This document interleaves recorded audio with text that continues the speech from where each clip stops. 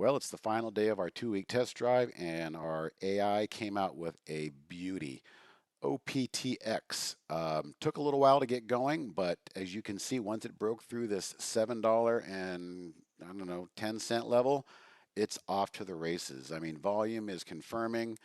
This was a big move, and you would have not seen it if you were not watching the AI Trade Strategy Windows, OPTX. It was right there, called out in real time, never went below the suggested risk level, and by the end of the day, paid the traders who took this trade handsomely. It's up 76% on the day right now. A good chunk of that was alerted earlier. So if you're looking for action, you're only going to find it in real time.